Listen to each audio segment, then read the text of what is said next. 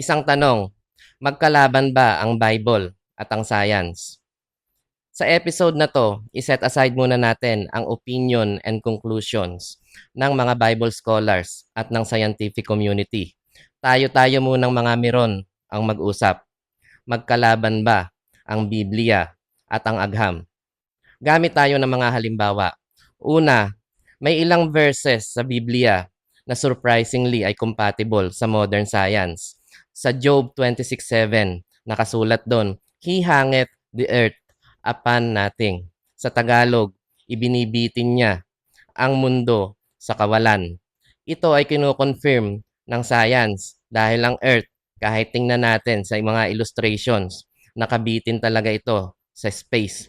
Walang physical support o wala itong pinapatungan at continuously moving ito dahil sa influence ng gravity. Another example, in Ecclesiastes 1:7, sinasabi doon, all rivers run into the sea, and yet the sea is not full. Sa madaling salita sa Tagalog, ang mga tubig ng ilog ay napupunta sa mga dagat, pero hindi ito napupuno. At kino-confirm ito ng science dahil ito basically ang idea ng water cycle. Ngayon, puntahan naman natin yung mga biblical passages na nag-i-invite ng questions. Sa Levitico 11:5 hanggang 6, sinasabi ron that the hare and the coney are animals that cheweth the cud. Pag sinabing cheweth the cud, ibig sabihin na ang mga hayop na ito ay ruminant. Pag sinabing ruminant, meron itong special digestive system.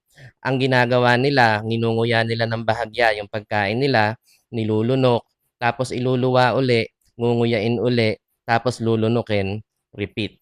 Yun ang ibig sabihin ng animals that cheweth the cud. Pero kapag tiningnan naman natin sa science at kahit na obserbahan lang natin ang kuneho, hindi naman ganon ang paraan nito ng pagkain. So basically, sinasabi ng science, hindi mga ruminants ang hare at ang coney.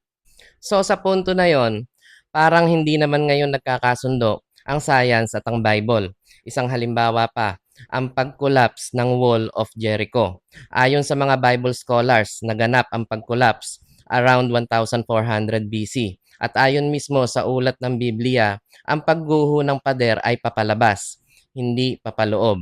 So maraming nag-conduct ng investigation at excavation para malaman nila kung ano nga ang totoong nangyari. At isa na doon ang archaeologist na si Kathleen Kenyon.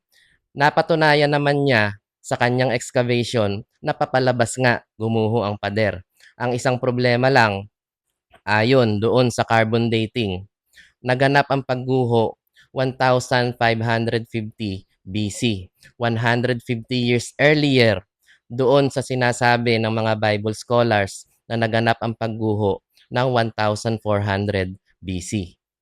So uulitin ko uli ang tanong, magkalaban ba ang Bible at ang science?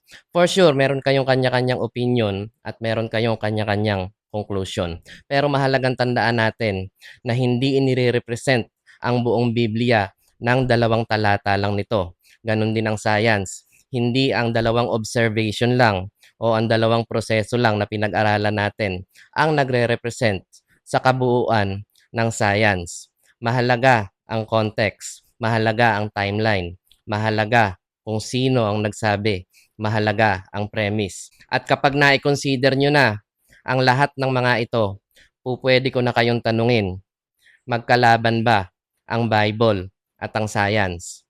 Ano ang conclusion mo?